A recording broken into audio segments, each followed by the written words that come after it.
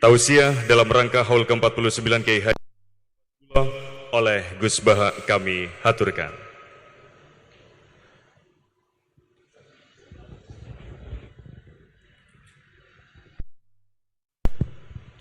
Assalamualaikum warahmatullahi wabarakatuh. Bismillahirrahmanirrahim. Allahumma ya Allah ihdinas siratal mustaqim siratal ladzina an'amta 'alaihim ghairil maghdubi 'alaihim waladdallin amin. Allahumma shalli wa sallim ala habibika Mustafa Muhammad wa ala alihi wa sahbihi wa barik wa sallim ajmain. Amma ba'du. Yang sangat saya hormati Mustasyar PBNU sekaligus Wakil Presiden Profesor Dr. Ma'ruf Amin. Yang saya hormati Rais Am PBNU, Rais Am NU Kiai Haji Miftahul Akhyar, Ketua Tanfid PBNU yang juga masih bernambah sama saya, Kiai Haji Said Akil, yang saya tadi senang sekali marahnya, senang sekali girohnya, karena itu memang khas keluarga kami. Jadi kalau nggak kesampaian marah itu bagus. Jadi di antara sifatnya para nabi itu wa yakhdhufulillah, kalau agama nggak dapat apa tadi jatah ya, enggak tahu saya maknanya itu jadi kan. Wa yakhdhufulillah wa yardha liridho. Semua yang saya hormati, ini ada Ibu Menteri Ibu Ida Fauzia, ada Gubernur Jatim Ibu Khofifah. Yang sangat saya hormati keluarga besar Mbah Wahab Hasbullah. Di sini secara berurutan ada Nyai Mutmainnah, ada Nyai Mahfuzah, ada Nyai Hizbiyah, ada Nyai Mujidah. Yang sangat saya hormati Kiai Haji Hasib, Kiai Haji Rogib, semua yang saya hormati para santri, para alumni. Alhamdulillah tadi acaranya banyak sekali, jadi saya nanti ngaji insya Allah 15 menit. Karena menurut saya solusi bangsa ini itu mudah sekali kalau mau niru Mbah Wahab. Saya kemarin ditilihi Gus Hasib,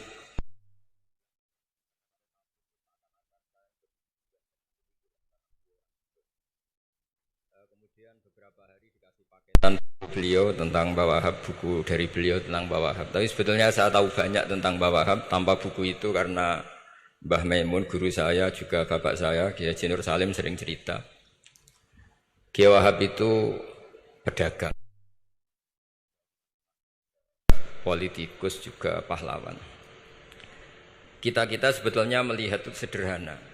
Hanya sederhana dalam pikiran ulama. Jadi pernah suatu ketika Sayyidina Ali itu marah besar melihat umat Islam itu, sehingga beliau marah besar di antara kalimatnya itu, karena ini tengah-tengah kalimat langsung pakai fa. Adalah nanti terserah santri-santri yang nge'rob. Fakubhan lakum hina sirtum gharadun yurma. Jadi umat ini akan buruk sekali ketika posisinya itu objek di sasaran tembak pihak lain. Ketika misalnya haji itu bagus prospek, nanti ujung-ujungnya yang bikin sajadah kadang orang sana, mau bilang kubu sebelah, nanti sensitif secara politik. Nanti ketika umat Islam punya kebutuhan pakaian ihram besar, juga yang produk kadang orang lain. Begitu seterusnya, sehingga setiap kebutuhan kita pun yang produk itu orang lain. Sehingga Mbah Wahab berpikiran sampai impor mori, pas itu kain putih.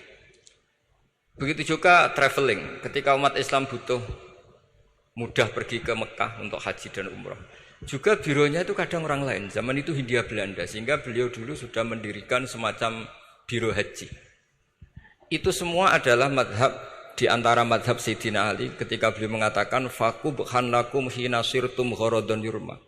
Buruk sekali kamu di mana-mana ini jadi objek.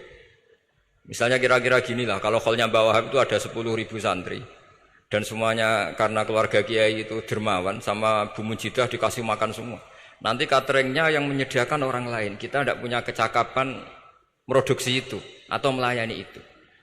Sehingga perdagangan Mbah Wahab dalam tradisi keulamaan itu dimaknani sebagai supaya kita ini jadi aktor, baik di perdagangan, di politik, maupun dalam solusi urusan-urusan publik.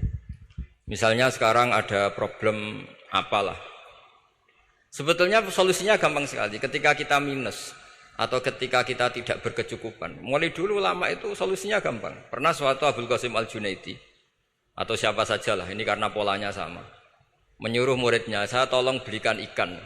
Cara sekarang mungkin dikasih uang 50.000, terus dikasih tahu sama muridnya, Pak Yai uangnya tidak cukup karena harga ikannya 70.000.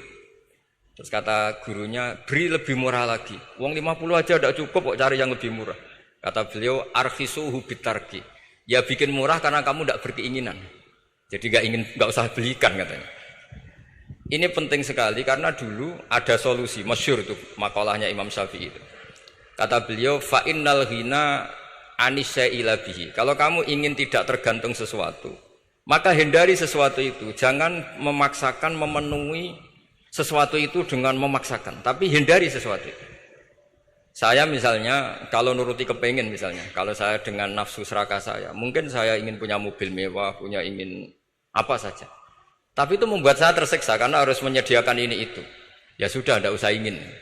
Sehingga mudah sekali. Makanya kata ulama dulu, fa innal ghina anisya'la bihi. Untuk menjadi berkecukupan, usahakan banyak hal yang tidak Anda butuhkan. Semakin banyak hal yang kita butuhkan, maka kita akan tergantung akan sesuatu itu. Makanya banyak ilmuwan, saya sering diskusi sama pakar-pakar sama ilmuwan. Apakah negara Amerika itu negara yang kuat? Banyak ilmuwan yang berpikir itu ilmuwan politik, bukan tasawuf. Berpikir negara paling lemah itu ya kayak Amerika. Karena semakin powernya kuat, ketergantungannya semakin kuat. Untuk memenuhi kebutuhan listrik harus begini, untuk kebutuhan minyaknya harus ini. Semakin kita kuat, maka ketergantungan akan sesuatu semakin banyak. Jadi ibarat orang yang punya Alphard sama yang enggak, kayak mana ya? Kayak yang enggak, karena kebutuhannya ada banyak. Artinya dalam kondisi krisis, ulama masih punya solusi, yaitu al-ghina itu anisya'la bihi. Jadi usahakan ketercukupan itu karena menghindari kebutuhan-kebutuhan yang tidak primer, yang tidak prinsip. Bukan memaksakan semuanya terpenuhi. Karena kita ini ulama. Dulu ketika sebelum ada negara, belum ada TNI, itu ulama punya cara untuk ngelawan Belanda. Karena mereka terbiasa punya loyalis, punya muhibbin, punya ghirah, punya strategi. Sehingga Belanda itu kesulitan ngedip ulama. Apalagi mereka terus ke Mekah, ketemu komunitas internasional yang semuanya berfatwa bahwa penjajahan harus dilawan. Itu luar biasa. Belum ada negara, enggak ditopang negara, kemudian tetap bisa melakukan perlawanan. Coba kalau dulu ngelawan nunggu, wah saya mau ngelawan penjajah kalau saya diangkat jadi TNI, saya mau ngelawan kalau saya punya otoritas yang disahkan negara, itu ribet. Negara ini saya tidak akan ngaji lama-lama, tapi saya akan cerita khas Mbah Wahab sesuai riwayat yang saya dapatkan dari guru-guru kami, bahwa beliau tadi seperti yang dikatakan Pak Said, membina dan menyebarkan NU kemana-mana tanpa uang proposal. Nggak kebayang saat itu proposal kepada siapa, negara sendiri masih susah. Lalu mau diajukan kemana? Terus yang mau tanda tangan itu ya siapa? Jadi yang saya tahu tadi, yang penting kita niru sesuai yang diidam-idamkan tadi Sayyidina Ali. Jangan sampai kalian itu menjadi gharadun yurma. Ada apa saja orang lain yang memikirkan labanya, kita yang jadi objek. Sehingga zaman itu kita terima kasih semua sama Mbah Hashim, sama Mbah Wahab. Karena ini zuriyatam ba'duha min ba'd. Kita tahu Mbah Wahab putra Mbah Hasbullah, punya ibu Nyai Fatimah, terus sampai Mbah Abdus Salam ya. Kemudian Mbah Hashim punya ibu Halimah, punya abah lagi siapa setelah Halimah itu Lainah ya. Nah, terus Mbah Abdus Salam, jadi ini zuriyatam ba'duha min ba'd. Kalau dalam tulisan itu sampai Mbah Abdul Jabbar bin Ahmad bin Mbah Sambu. Memang Mbah Sambu punya beberapa saudara, diantaranya ada yang namanya Mbah Yusuf itu yang melahirkan keluarganya Mbah Ahmad Siddiq Jember, Mbah Siddiq Jember. Ada yang Abdul Halim yang melahirkan keluarga Lasem. Termasuk saya itu lewat jalur Mbah Abdul Halim. Jadi zuriyatam ba'duha min ba'd. Dulu semua orang zaman Rasulullah SAW itu dilatih jadi aktor, jadi subjek. Sehingga orang yang miskin pun ketika perang Tabuk, perang Dzatil Usrah, itu semua menyumbang. Ada yang menyumbang emas yang enggak terkira, yaitu Sayyidina Utsman. Ada yang cerita, ya Rasulullah saat tadi malam buruh dan punya beras hanya 2 kilo, yang 1 kilo saya sumbangkan jenengan, yang 1 kilo saya pakai untuk keluarga kami. Sekarang logikanya sederhana. Kalau orang miskin 3.000, pas itu anggap saja pasukannya misalnya 3.000. 3.000 nyumbang beras 1 kilo, itu artinya terdapat 3.000 kilo beras. Artinya apa? Orang Islam yang miskin membiayai dirinya sendiri untuk makan. Dan mereka adalah aktor heroik. Tapi kalau misalnya ini orang-orang miskin ini tidak mau urun rembuk, kemudian menjadi beban negara, maka yang harusnya dipakai senjata, dipakai beli sembako. Dulu zaman Nabi meskipun orang itu miskin, itu semuanya bersifat heroik. Sehingga perang Dzatul Usra itu perang paling dikenang Al-Quran. Nah, efek dari ingin memberi adalah tidak tamak. Makanya kalau dalam kitab tasawuf, itu orang kikir itu gak dikritik. Yang dikritik orang tomak. Karena orang menvonis orang lain kikir itu pasti karena berkeinginan mendapat. Kalau tidak berkeinginan mendapat, maka orang lain tidak akan kamu vonis sebagai kikir. Andai kan kita semua ingin memberi sumbangan kepada Indonesia, maka kita tidak akan menvonis pemerintahan kita tidak becus ngurmat kita. Meskipun pemerintah tentu berkewajiban ngurmat orang-orang miskin itu tentu. Tapi andai kan semua orang miskin berpikir ingin menyumbang pemerintah, maka tidak akan menyalahkan pemerintah ketika faktanya nanti suatu saat atau kapan saja, semoga ini tidak terjadi, itu tidak mampu menyumbang. Karena masyarakat kepikirannya memberi, bukan mendapat. Ini solusi-solusi yang diajarkan Rasulullah SAW yang disebut al-yadul ulya khairun minal yadis sufla. Jadi bahwa posisi memberi jauh lebih baik ketimbang posisi menerima. Sehingga ketika Allah mensifati orang baik itu siapa? Allah mensifatinya sederhana. Wa mimma razaqnahum yunfikun. Orang yang kepinginannya itu yang memberi. Itu dulu zaman Nabi pas perang Khandaq, pas perang Tabuk, pas beberapa perang. Itu orang yang paling miskin pun turun. Sampai orang-orang munafik mencibir, Inna Allaha ta'ala la ghaniyun an shadaqati hadza. Allah tidak butuh sedekah hanya 1 kilo. Tapi coba efeknya dari sedekah 1 kilo itu tadi, misalnya orang miskin yang perang 3.000, itu semuanya memakan uangnya sendiri setidaknya enggak jadi beban negara. Terus mentalnya itu patriotik. Dari mental patriotik itu ketemu Belanda kayak apa, mereka bisa makan apa saja. Mulai ares gedang, mulai apa saja, yang penting halal. Karena mentalnya dari awal heroik. Tapi andai kan mereka mentalnya tomak, mungkin sudah mati. Karena, wah nunggu negara ngasih makan, proposal dulu, sedang mati. Tapi orang dulu enggak, karena heroik, inginnya memberi sehingga bisa mendapatkan solusinya sendiri. Ini solusi yang saya tawarkan sebetulnya ini Mudawwan, artinya Mudawwan itu ada di beberapa kitab, lihat di beberapa tafsir istilah perang Dzatul Usra, perang Tabuk atau perang apa saja itu memang zaman itu susah sekali. Itu menjadi solusi utama adalah setiap orang ingin bermental patriotik. Nah, kalau sudah orang bermental patriotik itu gampang, ukur apa saja itu gampang. Karena tadi dari 3.000 atau 1.000 atau apa saja pasukan sampai ada yang urun tadi beras 1 kilo. Tapi 1 kilo itu menjadi satu watak, satu karakter bahwa bangsa ini inginnya memberi sama negara. Sehingga negara ini mudah merdeka. Coba kalau semua orang miskin zaman itu bermental ingin mendapat, ribut proposal, nyalahkan ini, enggak didata miskin tersinggung, kan capek. Jadi ini memang zaman akhir ya agak aneh, orang enggak didata miskin itu tersinggung. Kalau besanan nyari yang kaya, tapi kalau ada sumbangan nyari sebagai yang miskin. Jadi kalau tanya solusi khas ulama, kita belajar dari perang Dzatul Usra. Itu orang yang miskin semuanya urun.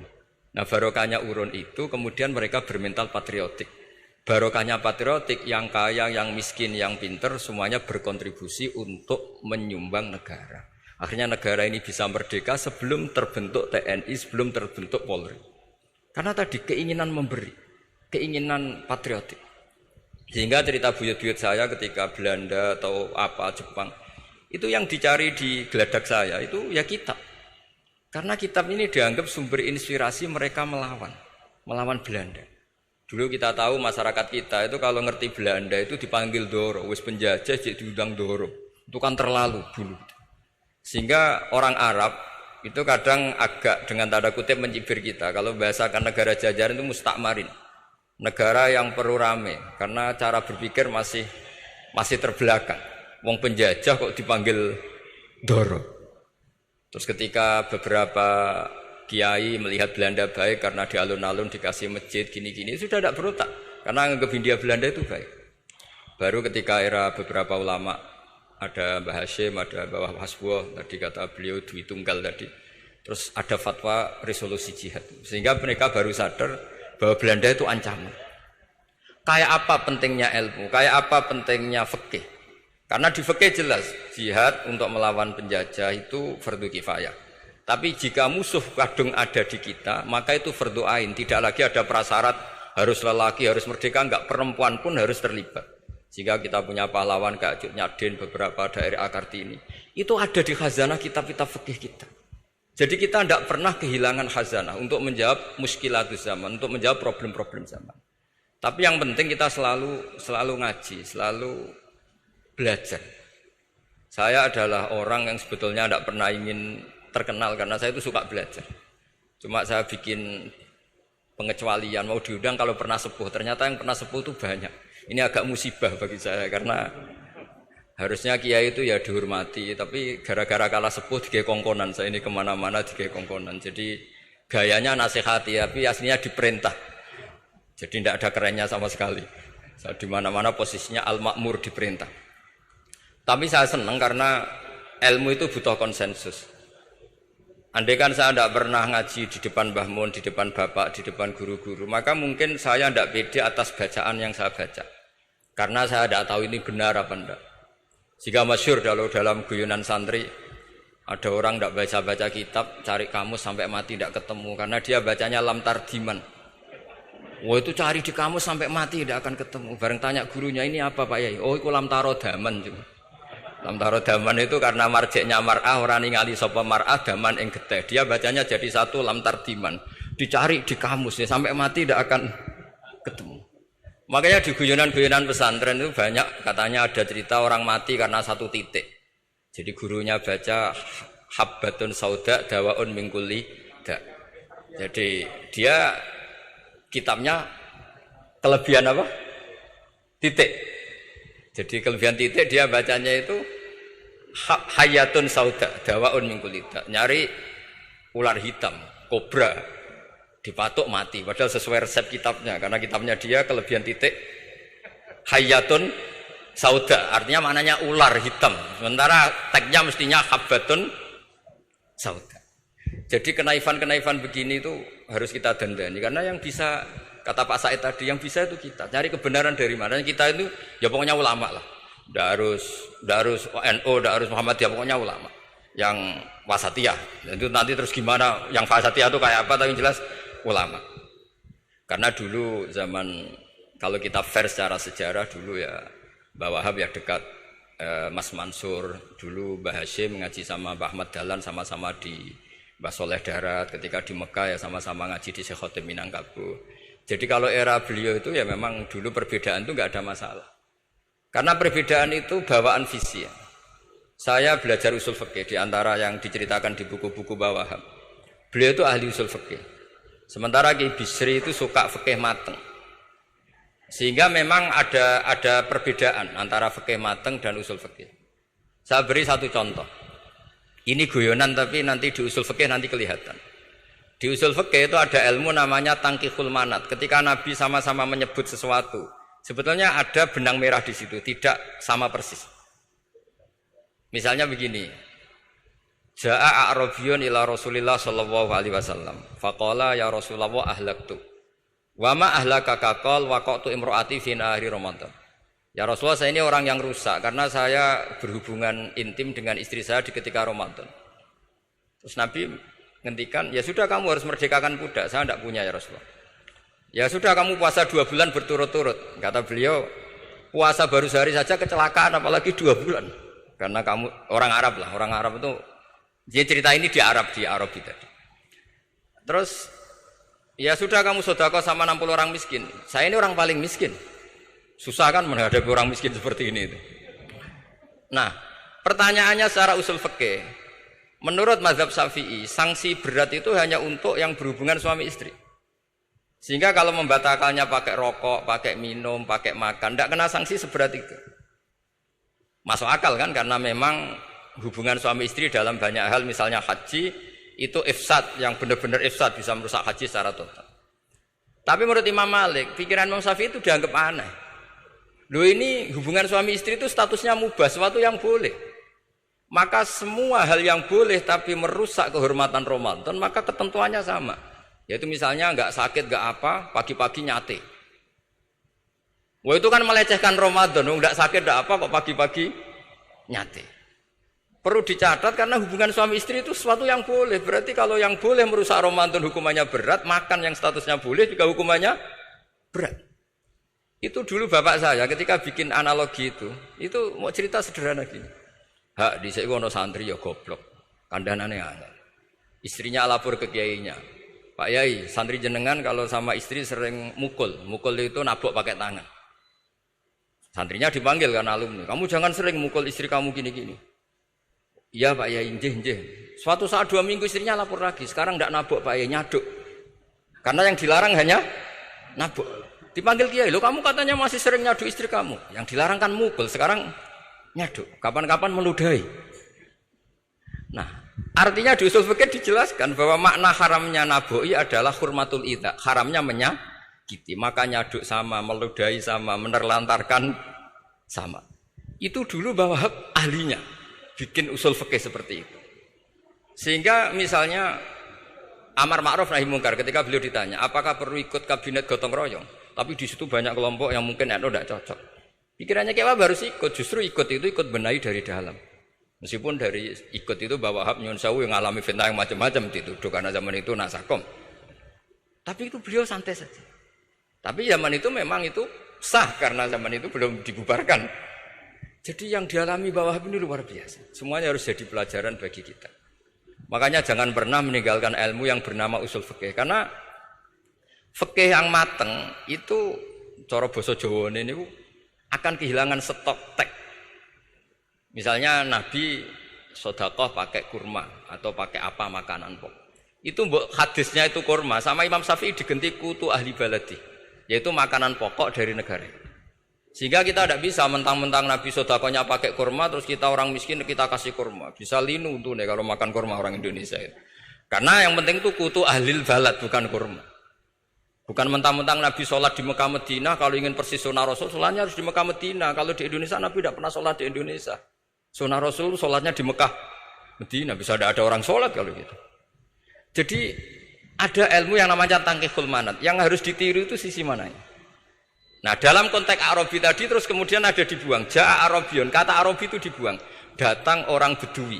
Mbok orang kota pun kalau punya kesalahan yang sama hukumannya juga sama. Maka kata Arabi dibuang. Nah menurut Imam Malik kata jima hubungan suami istri juga dibuang. Digenti membatalkan puasa dengan apa saja yang tanpa udzur syarat. Jadi ini kealiman-kealiman kiai-kiai Indonesia dulu itu. Misalnya kentong, dulu meskipun ada yang bilang bid'ah, kentong itu bid'ah karena mirip orang Nasrani. Orang Nasrani itu bentuk kentongnya di kelenteng itu tidak seperti kentong kita.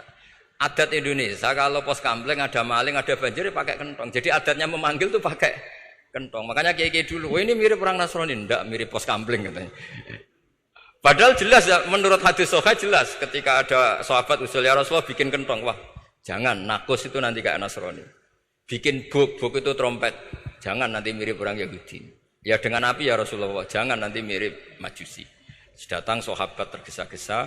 Beliau mimpi kalau diajarin azan. Azan itu maknanya al-ilam. Memberi maklumat waktu sholat. Akhirnya ada azan. Kemudian ulama Indonesia dulu Mbah Hashim sama Kiai Fakih Mas Kumambang. Yang satu anti kentong, yang satu pro kentong. Itu dulu ya saling menghormati nggak masalah. Karena fikih itu sekali khilaf itu mirip-mirip. Tadi Pak Said Akil nyinggung Palestina. Saya pernah ke Palestina. Itu banyak ulama Mesir yang mengharamkan orang datang ke Yerusalem, ke Masjid Aqsa. Karena mau tidak mau harus dapat visa Israel, berarti ngaku eksistensi Israel. Karena dianggap mengaku eksistensi Israel maka hukumnya haram. Tapi saya pernah ketemu Imam Masjid Aqsa. Beliau bilang begini, Pak Bahak, kalau orang Islam dari seluruh dunia tidak datang ke kami, maka eksistensi kami dianggap diabaikan oleh komunitas internasional. Dan itu dengan mudahnya Israel mencaplok kita. Sehingga separuh ulama Mesir juga mewajibkan yang mampu harus ke sana. Dengan cara itu Aqsa aman karena masih diperhatikan ulama atau komunitas internasional. Yang satu cara pandang ke sana berarti ngaku eksistensi Israel karena ada visa Israel. Yang satu bilang harus ke sana, dengan itu eksistensi Masjid Aqsa terjaga karena masih diperhatikan ulama atau komunitas Jadi di mana-mana khilaf itu ya seperti itu. Tapi alhamdulillah di kita itu khilaf itu biasa. Sehingga zaman kita mondok, saya itu pernah pengalaman buruk sekali saya ketika jadi Rois Musyawarah Fathul Mu'in. Itu ada pertanyaan gini Gus Hasib. Saya tanya gini sama orang. Gus, soft paling utama itu yang nomor berapa? Nomor 1 kata saya. Yang kedua, yang soft berikutnya, iya yang berikutnya. Kalau sudah tahu soft terbaik itu yang nomor 1, kenapa masjid gak dipakai memanjang selatan utara? Biar semuanya nomor 1. Selagi masjid itu memanjang barat timur, pasti ada soft 1, 2, 3. Itu kan kurang ajar betul. Jadi supaya orang soft 1 semua ya tinggal desain masjidnya, yaitu memanjang utara selatan. Selagi masih memanjang barat timur, pasti soft 2, 3. Terus saya kebalik tanya. Lalu setelah begitu yang paling abdul siapa? Yang sisi kanannya imam. Ya sudah imamnya dipojokkan pol selatan, biar semuanya dari pol kanan. Nanti ada masalah lagi, yang paling abdul siapa? Yang paling dekat imam. Yuskono kerubutu imam kan gitu. Jadi kalau nuruti fikih itu ya memang ilmu logika. Sehingga banyak orang jadi wali itu dari hasil ijtihadnya. Ada orang jadi wali karena sering sholat di shaf awal. Tapi ada wali pesaingnya justru jadi wali karena kalau sholat di belakang. Tapi tetap wali. Suatu saat 2 wali ini ketemu. Loh kamu kok wali? Padahal kalau sholat paling belakang. Saya tuh malu sama Allah. Kok kayak sok suci ya kok ngarep gitu. Jadi wali karena adab bukan karena males loh. Saya itu gak pede. Saya saja kok sholat di depan. Maksudnya kok kepedean itu. Tapi tentu secara syariat tetap baik yang di depan. Ini saya bukan bela yang. Kenapa saya cerita bela yang belakang? Karena yang bela jarang gitu. Makanya saya. Dan kebetulan saya kalau sholat ya sering di soft belakang. Tapi ini saya cerita betapa logika fikih itu khazanahnya banyak dan luas. Dan kita bicara usul fikih itu biasa. Kita belajar sama beberapa ulama. Saya berkali-kali cerita di mana-mana. Muhammad bin Hasan Asy-Syaibani itu mewajibkan ulama kaya. Dan beliau kalau ngitung duit itu di kamar tamu, di ruang tamu. Jika santri ora kepikiran nyalami template, kan cara wong Jawa kan meliting ngitung duit kok di ruang tamu. Tapi ternyata alasannya beliau masuk akal. Ben santri ku roh nak kiye ini di duit, jadi ora perlu kepikiran nyumbang gula. Ya masuk akal. Tapi yang nyimpen duit ya masuk akal, wong duit kok dipamer-pamerno. Tapi yang pamer nggih monggo nak niate ben wong liya ndak perlu berempati, gak perlu sakit. Jika gak perlu didata dapat BLT, mergo duwike didakok. Ya itu semuanya istihad. Assalamualaikum warahmatullahi wabarakatuh.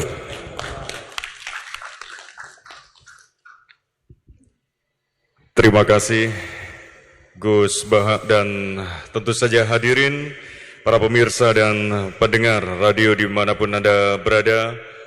Haul virtual ini adalah pertama kali diadakan dan sementara data yang sudah masuk ini kurang lebih ada sekitar 200.000 yang sudah mengikuti